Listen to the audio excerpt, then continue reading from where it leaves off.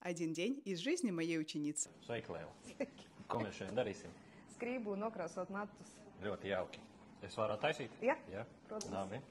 Ir griezti, respektīvi nav krāsoti, ja? Матты ir griezti или матты nav krāsoti. Здесь используется пассивная форма, то есть являются стриженными или стриженные волосы, и не являются покрашенными, то есть не окрашенные волосы. Vienu reizi bija Tātad ir tomēr experience, jā. Experience в русском опыт, в латышском это слово pieredze. В корне скрывается слово redze, которое означает зрение. Cik sen tas bija? 6 gadus atpakaļ. Сешус гадус атпакаль. Самые внимательные зрители моего канала уже видели мой рилс, где я рассказываю о том, что правильнее будет форма pirms 6 gadiem. Но, конечно, если вы скажете эту, никто вас не осудит. Ko jūs varat piedāvāt? Ņemot vērā, ka viņi ir pilnīgi dabīgi, tad mēs varētu arī varbūt nokrāsot viņus cingaišākus.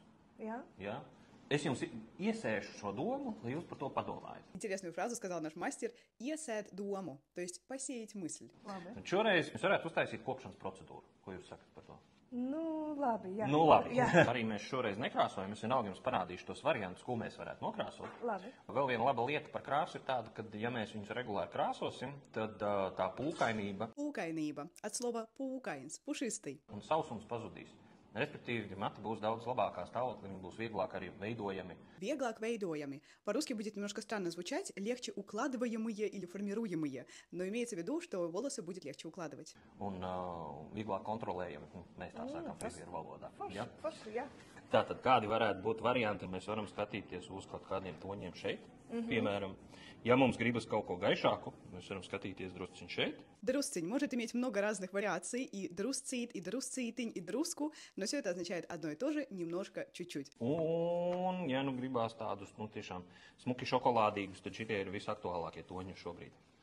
Es domāju, ka ir vērts padomāt par to, ka mēs šoreiz uztaisam to procedūru, un nākamajā reizē kaut kur uz tejienu, vai varbūt šādus, un ar kaut kādām drusciņ gaišākām šķipsniņām, tā, lai tas viss izskatās ļoti svaigi, vasarīgi. Ko jūs par to sakat? Padomāsiet, ja? Tad šodien mēs uztaisam matu kopšanas procedūru. Jā. Ja? Iesim uz izlietu. Ļoti labi. Mājās šāvēt pastus. Nu, mazgāju ar šampūniem Jā, un kondicionēru. jā. Kas notiek pēc tam? Viss. Nekas. Nekādas eļas, nekas netiek lietots. Nu, man bija maza pudele, Jā. bet es nevaru atrast veikalā tā kā tumša violeta krāsa pudele. jā. Kas Nevaru patika, atrast. Jā, jā. Nu, ar eļām ir tā, ka tur nav tik svarīgi, kuru tieši jūs lietojat. Galvenais būtu labi, ka jūs vispār kaut ko lietotu.